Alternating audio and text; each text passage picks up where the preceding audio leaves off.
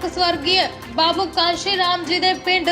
खुआसपुरा विखे अज आम आदमी पार्टी के दिग्गज आगू पहुंचे। मामला उन्हां दे पिंड विखे बाबू कांशी राम दी मूर्ति स्थापित करन दा सी। अज इत्थे मूर्ति स्थापित करन तो बाद दिल्ली दे आम आदमी पार्टी के मंत्री रजिंदर गौतम ते उन्हां दे नाल आम आदमी पंजाब दे विरोधी धिर ते आगू हरपाल चीमा विशेष तौर ते पहुंचे। इत्थे पत्रकारां नाल गलबात करदे होए रजिंदरपाल गौतम ने कहा कि असी किसी सियासी मानसा दे नाल इत्थे नहीं आए, बल्कि देश दे एडे वड्डे लीडर दी याद उन्हां दे पिंड दे विच स्थापित करन दी साडी इच्छा सी। इस नूं पिंड दी पंचायत ते बुधवार सज्जणा दी सहमति दे नाल इत्थे बुत स्थापित किया गया। उन्होंने कहा कि देश दे विच अज व्यापारी वर्ग दी सरकार राज कर रही है, जिन्हां दे वल्लों देश नूं लुटिया जा रहा है। इस दे नाल ही हरपाल चीमा दे वल्लों देश दे प्रधानमंत्री नरेंद्र मोदी नूं निशाने ते लिया गया अते इस तो इलावा उन्होंने विरोधी पार्टियां नूं भी निशाने ते लिया। आओ तुहानूं दिखाने की है पूरी वीडियो।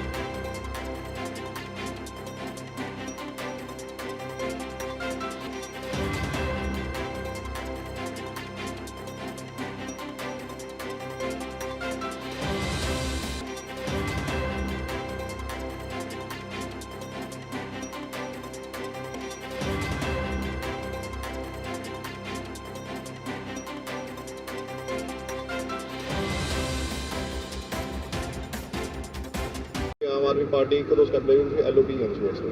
देखो आम आदमी पार्टी पूरे पंजाब ਦੇ ਵਿੱਚ ਅਸੀਂ ਜਿਹੜਾ ਜਾ ਰਹੇ ਹਾਂ ਪਾਰਟੀ ਮਜ਼ਬੂਤ ਕਰ ਰਹੇ ਹਾਂ ਸਾਡੀ ਆਰਗੇਨਾਈਜੇਸ਼ਨ ਦੇ ਕੰਮ ਹੋ ਰਿਹਾ ਬਿਲਕੁਲ ਜਦੋਂ ਪੰਜਾਬ ਵਿੱਚ ਇਲੈਕਸ਼ਨ ਹੋਣੀ ਹੈ ਉਦੋਂ ਉਸ ਕੈਂਡੀਡੇਟ ਐਲਾਨ ਕਰਾਂਗੇ ਉਹ ਤਾਂ ਸਾਰੇ ਪੰਜਾਬ ਨੂੰ ਪਤਾਗਾ ਕਿ ਸੁਖਬੀਰ ਸਿੰਘ ਬਾਦਲ ਐਂਡ ਕੰਪਨੀ ਅਕਾਲੀ ਦਲ ਤੇ ਬੀਜੇਪੀ ਜਿਹੜੀ ਆ ਉਹ ਤਿੰਨੇ ਕਾਲੇ ਕਾਨੂੰਨ ਲੈਣ ਦੇ ਜਨਮਦਾਤੇ ਨੇਗੇ ਤਿੰਨ ਕਾਲੇ ਕਾਨੂੰਨ ਲੈ ਕੇ ਆਏ ਨੇਗੇ ਉਹ ਕਿਤੇ ਨਾ ਕਿਤੇ ਆਪਣੀ ਖੋਈ ਹੋਈ ਸਿਆਸੀ ਜ਼ਮੀਨ ਤਲਾਸ਼ਣ 'ਚ ਲੱਗੇ ਹੋਏ ਨੇ ਕਿਤੇ ਨਾ ਕਿਤੇ ਜਲਦੀ ਜਿਹੜਾ ਹੈਗਾ ਇਲੈਕਸ਼ਨ ਮੋਡ 'ਚ ਆ ਗਏ ਤਾਂ ਕੋਈ ਡਰ ਆਗਾ ਕਿ ਇਸ ਵਾਰ ਪੰਜਾਬ ਦੇ ਲੋਕਾਂ ਨੇ ਉਹਨਾਂ ਨੂੰ ਵੜਨ ਨਹੀਂ ਦੇਣਾ ਉਹਨਾਂ ਦੀ ਜ਼ਮਾਨਤਾਂ ਜ਼ਬਤ ਹੋਣਗੇ ਤਾਂ ਉਹ ਕਿਤੇ ਨਾ ਕਿਤੇ ਜਾ ਕੇ ਪਹਿਲਾਂ ਆਪਦਾ ਉਹਨਾਂ ਇਲੈक्शन स्टार्ट किया। गौतम जी कितने साल बाद ये मूर्ति की स्थापना इस गांव में की गई है? इसका जवाब तो यहाँ की सरकारें दे सकती हैं। हम लोग तो राजनीति में नए लोग आए हम तो पहली बार गांव आए हमें लगा कि मानवर कांसीराम साहब के गांव में सरकार को किवें देखदे हो कारगुजारी पंजाब सरकार 4 साल पूरे हो चुके पंजवां बजट ਜਿਹੜਾ ਹੈਗਾ ਉਹ ਹੁਣੀ ਪੇਸ਼ ਕੀਤਾ ਗਿਆ ਮਨਪ੍ਰੀਤ ਸਿੰਘ ਬਾਦਲ ਨੇ ਪੰਜਾਬ ਦੇ ਬੱਚੇ ਨੂੰ ਪਤਾ ਗਿਆ ਕਿ ਕੈਪਟਨ ਸਾਹਿਬ ਦਾ ਵਾਅਦਾ ਸੀਗਾ 2017 ਦਾ ਕਿ ਘਰ ਰੋਜ਼ਗਾਰ ਮਿਲੂਗਾ ਘਰ ਨੌਕਰੀ ਮਿਲੂਗੀ ਕੈਪਟਨ ਸਾਹਿਬ ਬੁਰੀ ਤਰ੍ਹਾਂ ਫੇਲ ਨੇ ਬੁਰੀ ਤਰ੍ਹਾਂ ਫਲਾਪ ਹੋਏ ਨੇ ਕੈਪਟਨ ਸਾਹਿਬ ਦਾ ਵਾਅਦਾ ਸੀਗਾ ਕਿ ਪੰਜਾਬ ਦੇ ਕਿਸਾਨ ਦੀ ਮੁਕੰਮਲ ਕਰਜ਼ਾ ਮਾਫੀ ਹੋਊਗੀ ਪੂਰਾ ਕਿਸਾਨ ਦਾ ਕਰਜ਼ਾ ਮਾਫ ਹੋਊਗਾ ਚਾਹੇ ਉਹ ਪ੍ਰਾਈਵੇਟ ਬੈਂਕਾਂ ਦਾ ਚਾਹੇ ਸਹਿਕਾਰੀ ਬੈਂਕਾਂ ਦਾ ਚਾਹੇ ਸਰਕਾਰੀ ਬੈਂਕਾਂ ਦਾ ਚਾਹੇ ਆੜ੍ਹਤੀਆਂ ਦਾ बस लेकिन कोई माफ नहीं लगूड़ा जहा कर्जा माफ कैप्टन साहब ने वादा किया 2500 रुपये पेंशन देने का 2500 रुपये रोजगार पत्ते का एक भी वादा कैप्टन साहब का पूरा नहीं होया कैप्टन साहब ने वादा किया कि मैं पंजाब में माफिया राज का खात्मा करूँगा पंजाब शराब की कारपोरेशन बनावांगे पंजाब च रेते की कारपोरेशन बनावांगे कोई वादा पूरा नहीं होया हैरान होवोगे तुसीं कि 1992 तो जो सरकारां हुण तक बणियां नेगियां 1992 तक पंजाब ते सिर्फ 9000 करोड़ का कर्जा सीगा जिहदे विचों 6000 करोड़ का कर्जा गवर्नमेंट ऑफ इंडिया ने माफ करता सी बेवाफ करता सीगा 3000 करोड़ का कर्जा रह गया सीगा जिहड़ा कि वध के हुण 3.5 लाख करोड़ हो गया 3.5 लाख करोड़ हो गया पिछले बजट सैशन ਦੇ ਵਿੱਚ ਜਿਹੜਾ ਤੇ ਚੌਥਾ ਬਜਟ ਸੈਸ਼ਨ ਪੇਸ਼ ਹੋਇਆ ਸੀਗਾ ਉਹਦੇ ਵਿੱਚ ਮਨਪ੍ਰੀਤ ਸਿੰਘ ਬਾਦਲ ਨੇ 2,48,000 ਰੁਪਏ ਕੋਟ ਕੀਤਾ ਸੀਗਾ ਕਿ ਪੰਜਾਬ ਤੇ ਕਰਜ਼ਾਗਾ ਜਿਹੜਾ ਹੁਣ ਕੀਤਾਗਾ ਉਹਦੇ 2,73,703 ਦਾ ਕੀਤਾਗਾ ਇੱਕ ਪਾਸੇ ਪੰਜਾਬ ਸਰਕਾਰ ਗਵਰਨਮੈਂਟ ਆਫ ਇੰਡੀਆ ਤੋਂ ਕਰਜ਼ਾ ਲੈ ਰਹੀ ਆ ਲਗਾਤਾਰ ਕਰਜ਼ਾ ਵਧ ਰਿਹਾ ਔਰ ਦੂਜੇ ਪਾਸੇ ਪੰਜਾਬ ਦੇ ਲੋਕਾਂ ਦੇ ਟੈਕਸ ਲਾ ਰਹੇ ਨੇ ਕਿ ਪੰਜਾਬ ਦੇ ਲੋਕਾਂ ਨੂੰ ਕੀ ਮਿਲ ਰਿਹਾ ਕਿ ਪੰਜਾਬ ਦੇ ਸਕੂਲਾਂ 'ਚ ਅਧਿਆਪਕ ਪੂਰੇ ਹੋ ਗਏ कि पंजाब के स्कूलों सरकारी जी एजुकेशन अच्छी होगी कि पंजाब के हस्पतालों के जी मुफ्त इलाज हो गया कि पंजाब में जी मुफ्त पढ़ाई होगी यूनिवर्सिटियां बंद होने के किनारे ने पंजाब ते कर्जा चढ़ रहा पंजाब के लोगों टैक्स लै रहे हैं मैं समझदा पंजाब नूं लुट्टण का काम कांग्रेसी पंजाब लुट्टण का काम कैप्टन साहब खुद कर रहे हैं जो बजट के विच पेश किया गया जो फंड रखे गए आ कि लगता सरकार के खजाने च इन्ना पैसा हैगा वो वादे पूरे होणगे 8-9 महीनों के विच ਹੁਣ ਤੱਕ ਜਿੰਨੇ ਵੀ ਬਜਟ ਦੇ ਵਿੱਚ ਪੈਸੇ ਰੱਖੇ ਜਾਂਦੇ ਰਹੇ ਨੇਗੇ ਜੇ ਆਪਾਂ ਪਿਛਲੇ ਬਜਟ ਸੈਸ਼ਨ ਦੀ ਗੱਲ ਕਰੀਏ 2000 ਕਰੋੜ ਰੁਪਏ ਰੱਖਿਆ ਸੀ ਕਿਸਾਨੀ ਕਰਜ਼ੇ ਦਾ 500 ਕਰੋੜ ਰੁਪਏ ਰੱਖਿਆ ਸੀ ਦਲਤਾਂ ਦੇ ਕਰਜ਼ੇ ਦਾ ਬਿਲਕੁਲ 1 ਰੁਪਿਆ ਸਿੰਗਲ ਪੈਨੀ ਮਾਫ ਨਹੀਂ ਹੋਇਆਗਾ ਇਸ ਵਾਰ ਕਿੰਨਾ ਰੱਖਿਆ ਗਿਆ 1712 ਕਰੋੜ ਰੁਪਇਆ ਜਿਹੜੇ ਸਰਕਾਰ ਟੀਚੇ ਮਿਲਦੀ ਆ ਕਿ ਅਸੀਂ ਆ ਬਜਟ ਰੱਖਤਾ ਕਦੇ ਵੀ ਪੂਰੇ ਨਹੀਂ ਹੋਏ ਮੈਂ ਆਪਣੇ ਸਰੂਰ ਦੀ ਗੱਲ ਕਰਾਂ 3 ਕਾਲਜ ਬਣਾਉਣ ਦੀ ਗੱਲ 2017 ਚ ਹੋਈ ਸੀਗੀ ਅੱਜ ਤੱਕ ਇੱਕ ਵੀ ਨਹੀਂ ਬਣਿਆ ਨੀਂਹ ਪੱਥਰ ਵੀ ਨਹੀਂ ਰੱਖਿਆ ਹੈਗਾ ਜੋ ਕੁਝ 2017 ਚ ਐਲਾਨ ਹੋਇਆ ਸੀਗਾ ਉਹ 'ਚ ਇੱਕ ਵੀ ਕੰਮ ਕੈਪਟਨ ਸਾਹਿਬ ਨੇ ਪੂਰਾ ਨਹੀਂ ਕੀਤਾ ਸੋ ਮੈਂ ਸਮਝਦਾ ਹਰ ਵਾਰ ਇੱਕ ਝੂਠ ਦਾ ਪਲੰਦਾ ਲੈ ਕੇ ਆਉਂਦੇ ਨੇਗੇ ਹਰ ਵਾਰ ਅੰਕੜਿਆਂ ਦਾ ਹੇਰ-ਫੇਰ ਲੈ ਕੇ ਆਉਂਦੇ ਨੇ ਅੰਕੜੇ ਦਾ ਹੇਰ-ਫੇਰ ਕਰਕੇ ਚਲੇ ਜਾਂਦੇ ਨੇ ਔਰ ਲੋਕਾਂ ਨੂੰ ਕੁਝ ਨਹੀਂ ਮਿਲਦਾ ਨਗਰ ਕੌਂਸਲ ਚੋਣਾਂ ਦੇ ਵਿੱਚ ਕਾਂਗਰਸ ਜਿੱਤ ਦਾ ਪੂੰਝਾ ਫੇਰ ਗਈ ਆ ਜੇ ਤੁਸੀਂ ਇੰਨੇ ਦਾਅਵੇ ਕਰ ਰਹੇ ਹੋ ਤਾਂ ਲੋਕਾਂ ਨੇ ਉਹਨਾਂ ਨੂੰ ਵੋਟਾਂ ਕਿਉਂ ਪਾਈ ਨਗਰ ਕੌਂਸਲ ਦੇ ਚੋਣਾਂ ਦੇਖੋ ਪੂਰੇ ਪੰਜਾਬ 'ਚ ਪਤਾਗਾ ਕਿ ਇਹ ਜਿਹੜੀਆਂ ਚੋਣਾਂ ਸੀ ਨਗਰ ਕੌਂਸਲ ਦੀਆਂ ਚੋਣਾਂ ਡਰਾ ਕੇ ਧਮਕਾ ਕੇ ਲੁੱਟਮਾਰ ਕਰਕੇ ਗੋਲੀਆਂ ਚਲਾ ਕੇ ਜਿੱਤੀ ਗਈ ਆ ਇਸੇ ਤਰ੍ਹਾਂ ਦੇ ਚੋਣਾਂ 2016 ਦੇ ਵਿੱਚ ਅਕਾਲੀ ਦਲ ਬੀਜੇਪੀ ਨੇ ਜਿੱਤੀਆਂ ਸੀਗੀਆਂ ਪੂਰੇ ਪੰਜਾਬ 'ਚੋਂ ਕਲੀਨ ਸਵੀਪ ਕੀਤਾ ਸੀ ਸਾਰੇ ਪੰਜਾਬ 'ਚ ਜਿੱਤੇ ਸੀਗੇ ਇੱਥੋਂ ਤੱਕ ਕਿ ਕੈਪਟਨ ਸਾਹਿਬ ਆਪਣੇ ਬਾੜ 'ਚੋਂ ਆਪਣੇ ਬੂਥ ਤੋਂ ਇਲੈਕਸ਼ਨ ਹਾਰ ਗਏ ਸੀ ਵੋਟ ਪਾਉਣ ਤੱਕ ਨਹੀਂ ਗਏ ਸੀਗੇ ਔਰ 2017 ਦੇ ਵਿੱਚ ਜਾਂਦੇ 1 ਸਾਲ ਬਾਅਦ 9 ਮਹੀਨਿਆਂ ਬਾਅਦ ਪੰਜਾਬ ਵਿੱਚੋਂ ਅਕਾਲੀ ਦਲ ਬੀਜੇਪੀ ਦਾ ਬਿਸਤਰਾ ਗੋਲ ਲੋਕਾਂ ਨੇ ਕਰਤਾ EVM ਤੇ ਲਗਾਤਾਰ ਸਵਾਲ ਚੁੱਕੇ ਜਾਂਦੇ ਕਿ ਇਸ ਵਾਰੀ ਆਮ ਆਦਮੀ ਪਾਰਟੀ ਸਹਿਮਤ ਆ 22 ਦੇ ਵਿੱਚ EVM ਦੇ ਨਾਲ ਇਲੈਕਸ਼ਨ ਕਰਵਾਉਣ ਦੇਖੋ ਇਸ ਤਾਂ ਪੰਜਾਬ ਦੀ ਵਿਧਾਨ ਸਭਾ 'ਚ ਵੀ ਕਿਹਾਗਾ ਸਾਡੀ ਤਾਂ ਦਿੱਲੀ ਸਰਕਾਰ ਵੀ ਕਹਿੰਦੀ ਆ ਕਿ ਜਿਹੜੀਆਂ ਵੋਟ ਪਰਚੀਆਂ ਨਹੀਂ ਵੋਟਾਂ ਪੈਣੀਆਂ ਚਾਹੀਦੀਆਂ ਨੇ ਪਰ ਲੇਕਿਨ ਦੇਸ਼ ਦੇ ਵਿੱਚ ਬੀਜੇਪੀ ਦਾ ਰਾਜ ਹੈਗਾ EVM ਵਰਤੀ ਆ ਅਸੀਂ ਕਹਿੰਦੇ ਆ ਕਿ ਜਿਹੜੀ ਇਲੈਕਸ਼ਨ ਆ ਉਹ EVM ਦੀ ਜਿਹੜੇ ਛੱਡ ਕੇ ਵੋਟ ਪਰਚੀ ਦੇ ਹੋਣੀ ਚਾਹੀਦੀ सबसे पहले तो मैं समस्त देशवासियों को मान्यवर कांसीराम साहब के जन्मदिवस की शुभकामनाएं देता हूं। अभी लगभग 4-5 महीने पहले मैं मान्यवर कांसीराम साहब के गांव आया था और यहाँ के मैंने देखा कि यहाँ उनकी पहचान की कोई भी चीज़ नहीं है बाहर से पता नहीं लगता कि ये मान्यवर कांसीराम साहब का गाँव है। तो तभी हमने यहाँ के सरपंच जी से बात की मान्यवर कांसीराम साहब के भाई भतीजों से बात की गाँव के लोगों से बात की कि उन्होंने पूरे देश के अंदर बहुजन समाज में राजनीतिक चेतना जगाने का काम किया उनको हुक्मरान बनने का सपना दिखाया बल्कि उसको साकार भी किया तो उनके नाम पे कुछ तो होना चाहिए उनके गांव में, उनका पैतृक गांव है। तो उनके सरपंच जी ने गांव के मुझे वादा किया कि हम आपको एक जगह देते हैं, आप लोग यहाँ उनकी मूर्ति लगाइए। तो तुरंत मिशन जय भीम जो एक सामाजिक संगठन है जो बाबा साहेब के रास्ते पर चल रहा है, उसने तय किया कि हम यहाँ मूर्ति लगाएंगे और तुरंत जयपुर से मूर्ति बनवाकर आज वो मूर्ति यहाँ इंस्टॉल हुई है और उसका इनॉग्रेशन हम लोगों ने किया है। तो मैं सबको इसके लिए बधाई देता हूँ, गांव के लोगों को बधाई देता हूँ, सरपंच जी को धन्यवाद करता हूँ, हमारे आम आदमी पार्टी के लीडर ऑफ अपोजिशन और सारे एमएलए हैं उनको भी मैं धन्यवाद करता हूँ आने के लिए, और साथ ही साथ गांव के लोगों को भी मैं धन्यवाद करता हूँ। सर, इस मूर्ति पे कितना खर्चा है और कहाँ से बनवाई है? ये सारी मिशन जय भीम के साथियों ने चंदा इकट्ठा किया है, सब लोगों ने मिलके मूर्ति लगाना और नीचे का सारा इंस्टॉल ये सारे साथियों ने मिलके किया है। ये दिल्ली सरकार की तरफ से या आम आदमी पार्टी की तरफ से? नहीं, ये ना आम आदमी पार्टी की तरफ से है ना ये दिल्ली सरकार की तरफ से है, ये मिशन जय भीम जो डॉक्टर बाबा साहब अम्बेडकर के मानने वाले जो लोग हैं उन लोगों ने मिलके किया है। जैसे इलेक्शन आ रहा है 2022 का, कहीं उसके पीछे वोट राजनीति तो नहीं है कोई? नहीं, वोट की राजनीति नहीं है, और आपने पूरे मंच पे पूरे प्रोग्राम में आपने राजनीति का एक शब्द नहीं देखा होगा,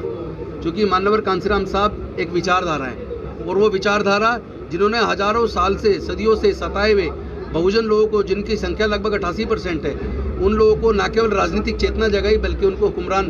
बनने का सपना भी दिखाया और उसको साकार भी किया। गौतम जी, जो बंगाल में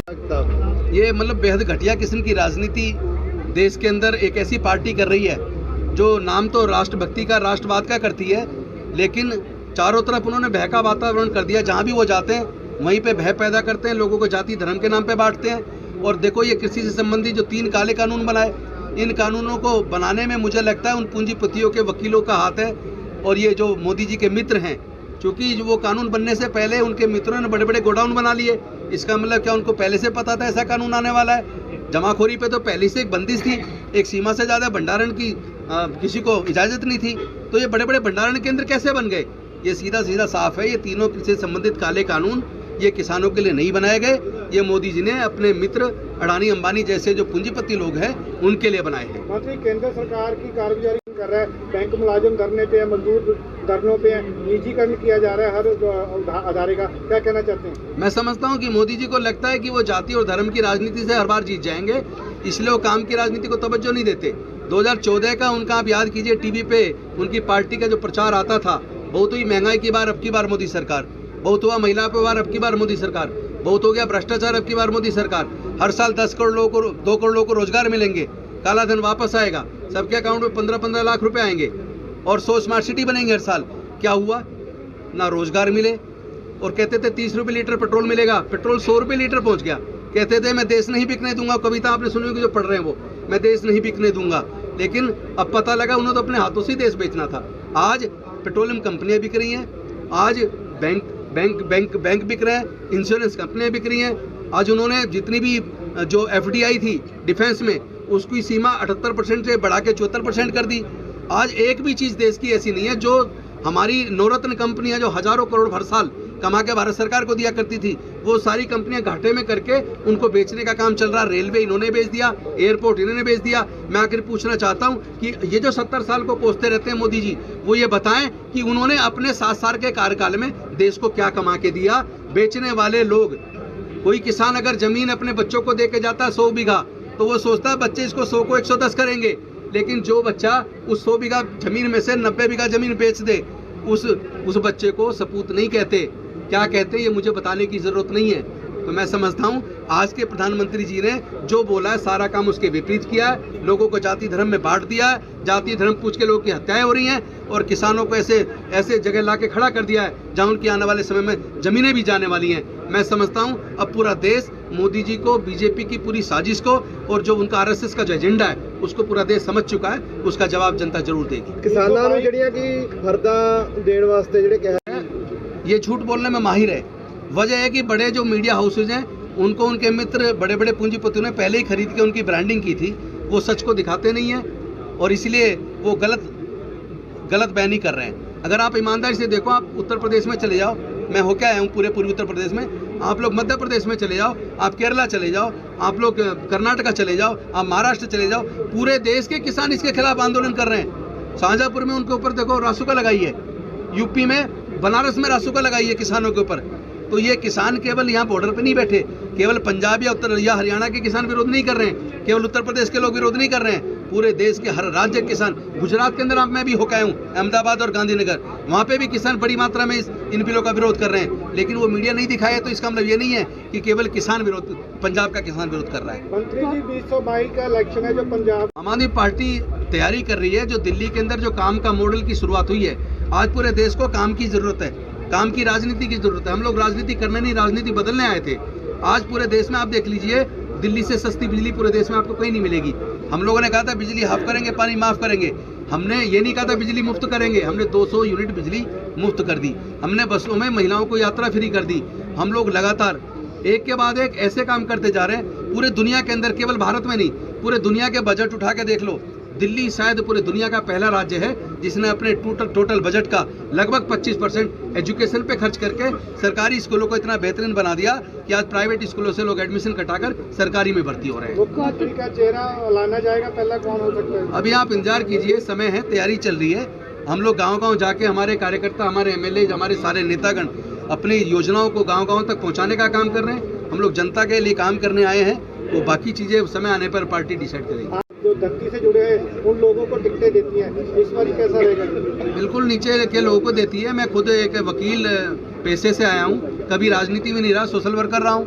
तो मेरे जैसे आदमी को दिया है तो मैं मानता हूँ बिल्कुल वास्तव में मिलता है। सुखबीर बादल वालों कल अनाउंसमेंट की